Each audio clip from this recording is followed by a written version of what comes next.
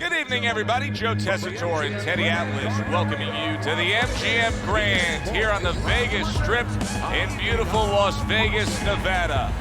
For tonight's main event, 10 rounds of heavyweights between these two great warriors. George Foreman's now making his way to the ring, and you can see how focused he is for the task at hand.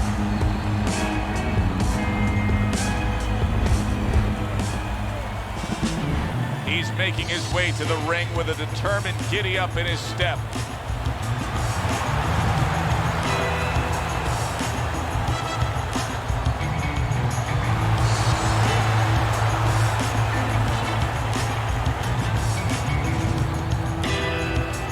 Introducing first, fighting out of the blue corner, Big George Foreman. And his opponent, fighting out of the red corner, the Beast.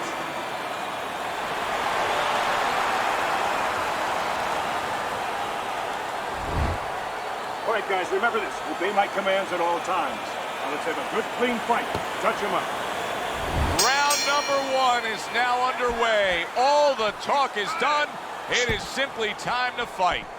George Foreman is the personification of a power punch. He is power punching. His opponent says, I can match power with power.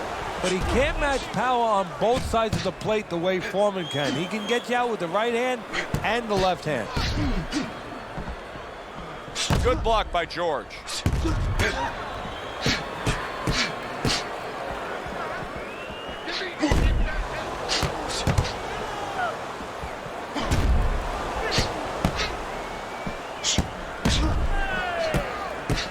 Frustrating his opponent with great defense. Holy cow! What bite to that right hand by George Foreman.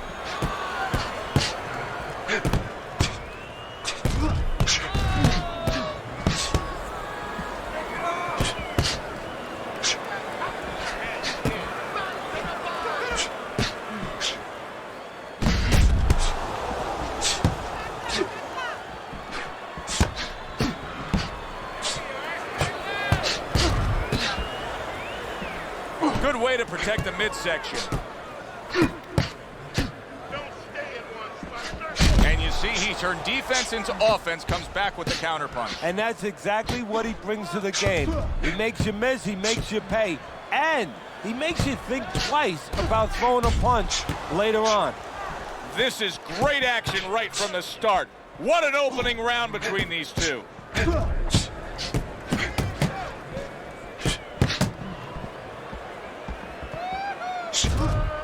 A nice, crisp hook after a fine defensive effort. Final 10 seconds.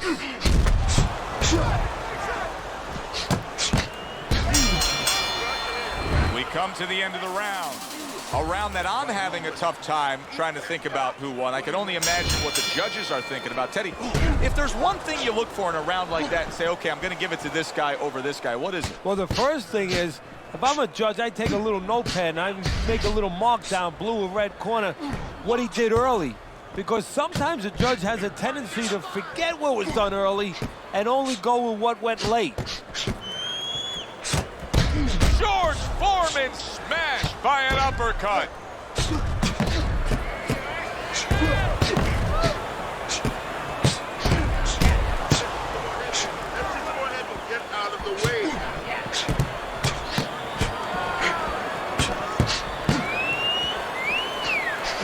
Some fine fundamentals, good counterpunch. Nice mousetrap there, he let him in beautifully. He didn't use cheese, he used distance.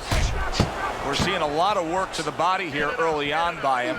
Teddy, is that a certain mentality, these guys that commit to being a body puncher? Yeah, because they understand that the body punching, you know, that's not something that's glorious. That's not something that, you know, like a great left hook on the chin, bang, it gets results right away. They understand that that's something that pays off later and something you got to start early and stay with.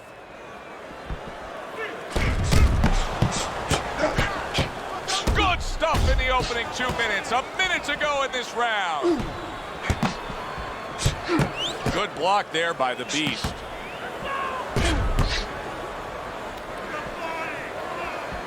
George Foreman is such a big physical presence, Teddy, in the ring, almost a hulking presence, and it really aligned with his style in the ring offensively. It was like wrecking ball.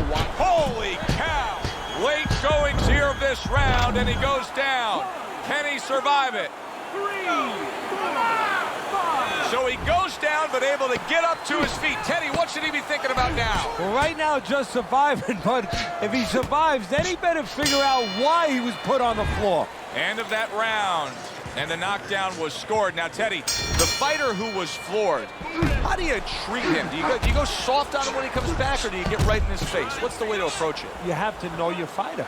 You have to know the temperament of your fighter. Some guys, you know, they just kind of crawl up into a ball and they don't come out of it if you get too strong with them. Other guys, they react well to that. So you got to know what he reacts to, first of all. And the most important thing, you have to get information. Why did he get dropped? You had your right hand down, you got hit the hook, get your right hand up. You'll be okay. Oh, and they decide to trade there. Devastating blow by the Beast.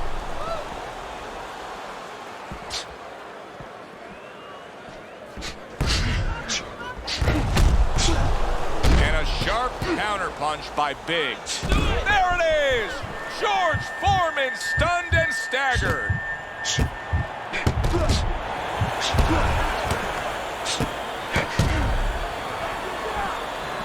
Targeted counter punch by the Beast from the East. And now you're seeing the beard that this guy possesses, because he went from stunned and damaged to staying right upright. Oh, this is like Santa Claus's beard. I'm telling you right now.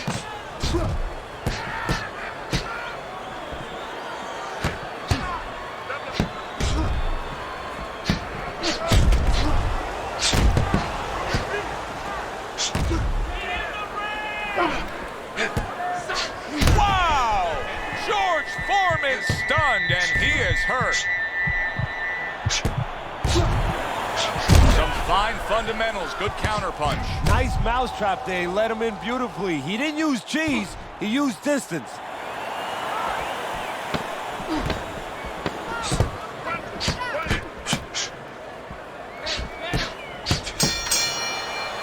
So the round comes to its conclusion, and it's a round in which our man here, as he heads back, was really tagged pretty solid. So if you're the trainer in the corner, what's your approach? Well, you know, that's a great question. My approach is that I have to remind him that he's on common ground.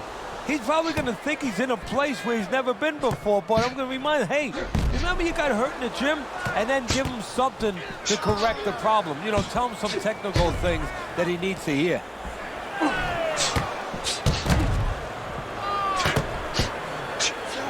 Well done that time, landing the counter punch.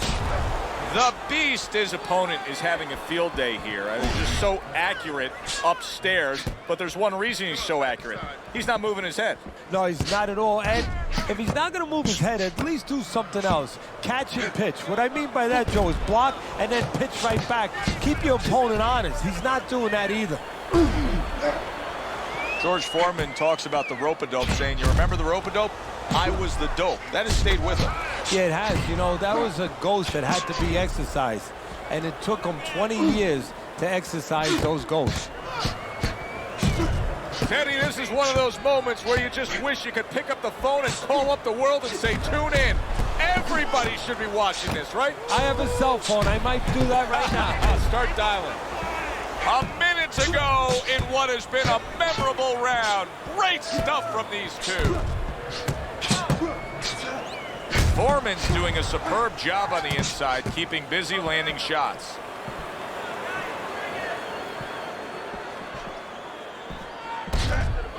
A stinging counter punch after some fine defense by Big. Teddy, you know what I'm so impressed by? Obviously, the pace of this fight is just ridiculous. But how hungry these guys are, how badly each guy wants it. Joe, this is the kind of fight that it has nothing to do about money.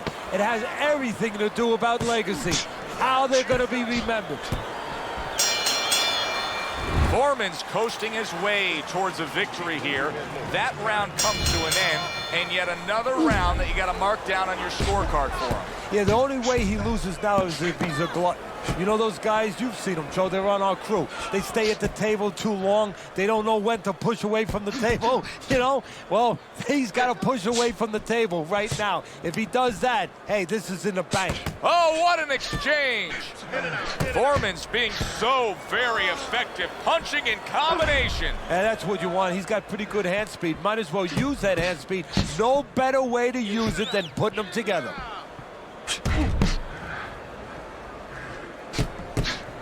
You can see, holy cow, the Beast is in a bad place, and for the second time tonight, he goes down. 2, 3, 4,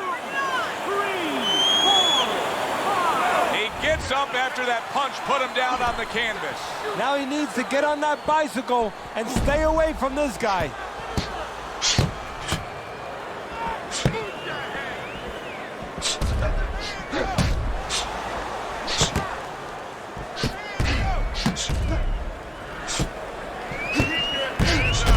Nice block by Foreman.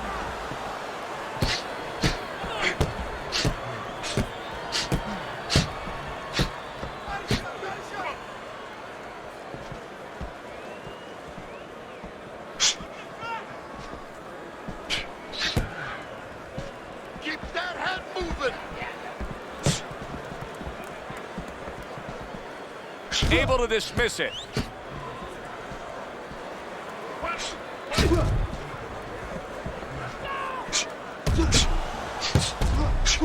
Not able to connect with the uppercut.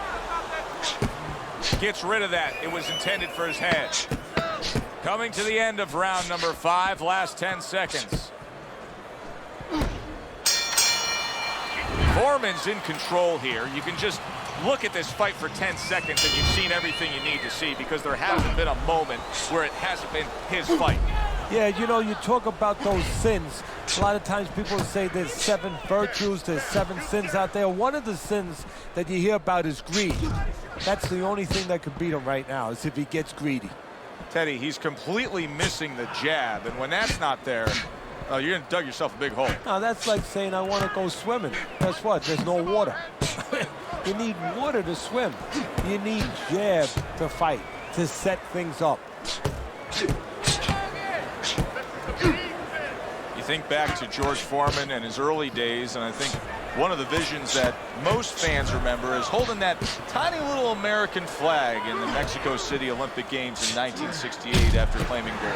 You know, that's an interesting point, because Foreman's not known as a guy with great personality. You know, he's a guy who's a disdainful-looking guy. You know, he's a guy that kind of reminds you almost of a Sonny Liston. He tries to intimidate you. He does intimidate you with his power, with his size, but at that moment, he showed that he has personality, that it's inside him.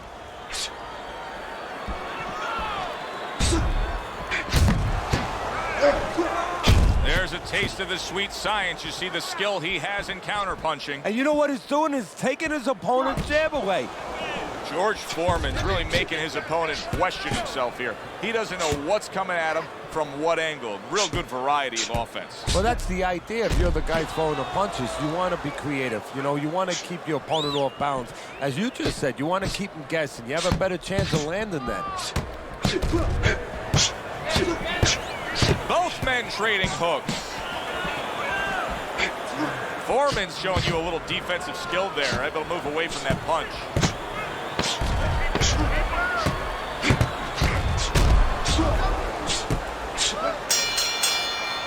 This has been a very entertaining fight. A little time to reflect here at the end of this round. My thoughts being this: I would really be surprised if we go to a decision here. It just has that kind of feel to it. Yeah, it has a feel to me like going to one of those places where you can eat all the pasta you can for one price, you know? And some guys get carried away. They eat about 5 bowls. Well, these guys, they're going to have a stomachache at the end. Somebody is going to wind up not standing at the end.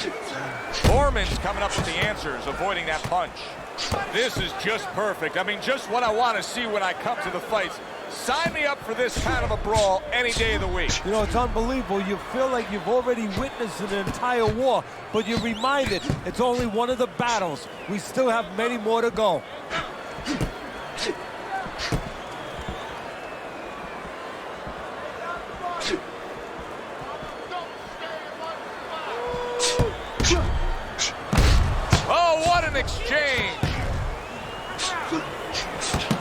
Able to get away from that headshot with the block.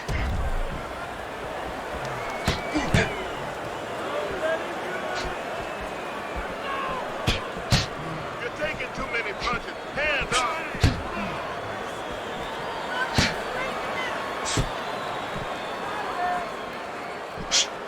Move your head.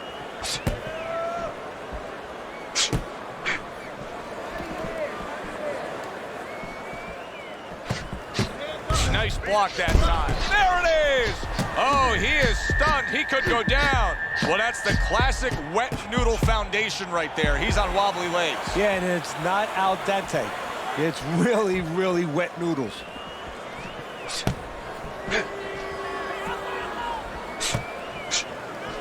More movement. Head movement. 10 seconds to go in the 7th. Keep working the jab. Foreman's doing it just the way he wants to do it, and that last round kind of sums up the whole fight. In complete control. He's up on the scorecards, heading towards another victory. And he's up on my scorecard. Now he just has to be careful that he doesn't get careless, he doesn't get reckless.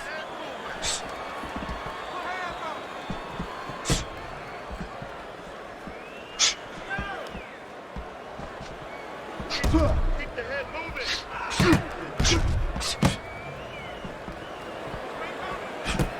That is a big right hand after eating one himself.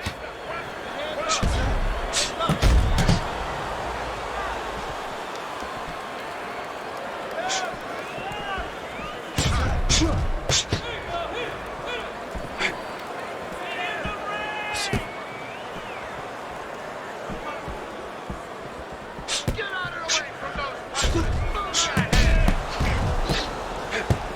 Frustrating his opponent with great defense.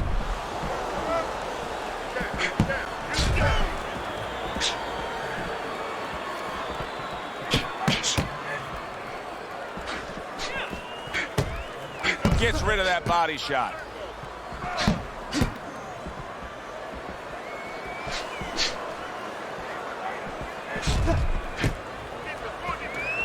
Big block by Big George.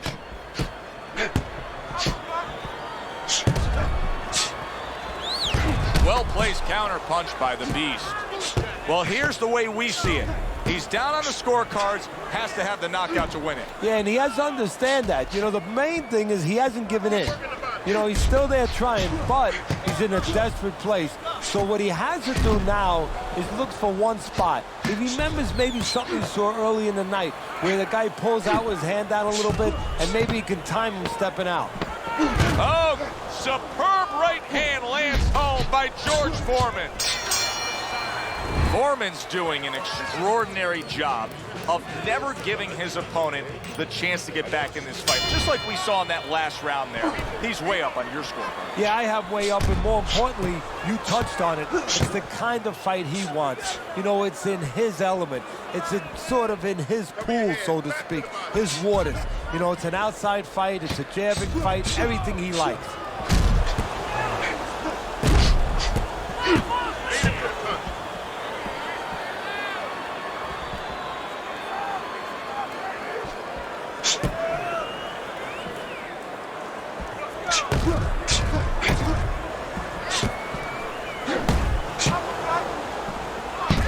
Nice block by Big.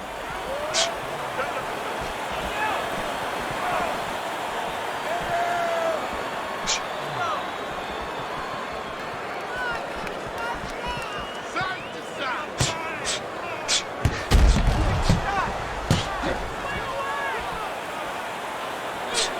Foreman.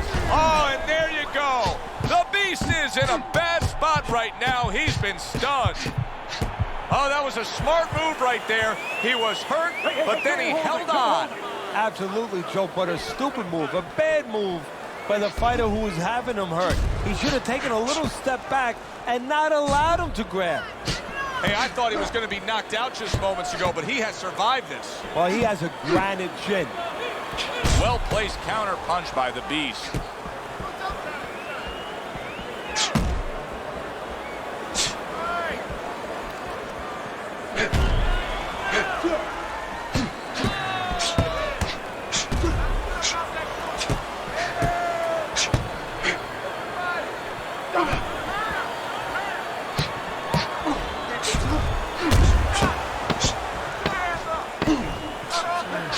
Foreman's proving to be elusive. Foreman's in complete control. Teddy, way ahead on the scorecards every which way, isn't he? Yeah, every which way, and especially the most important way, I think, is that the fight is in his kind of pace. It's a fast-paced fight. It's an outside fight. It's exactly what he wants, not only to be ahead, which we think he is, but to stay ahead.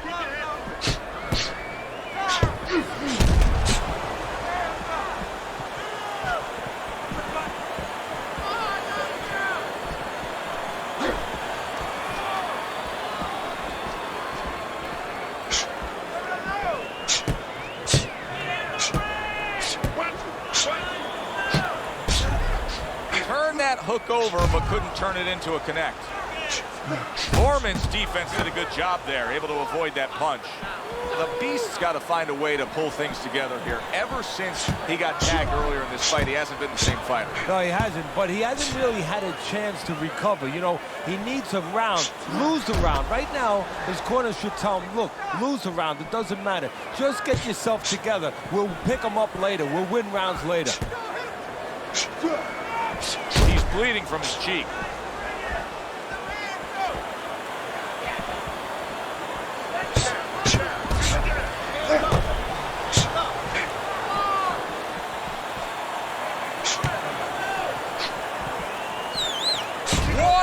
To go in a round that feels like an all-time classic.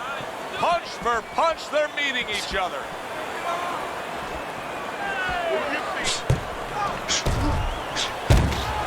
His opponent wanted the body, he wouldn't give it to him. You can see he's trying to score up top, but off the mark there.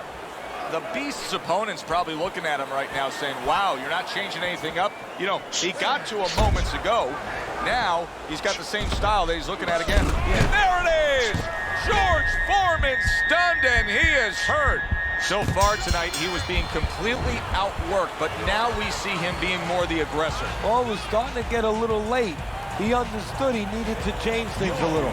Here's our ring announcer with the results of what was a very, very good fight. George Foreman's your winner. One judge saw it even, the other two in his favor, a majority decision. Very close. Either way you saw it, majority, split, whatever. Close.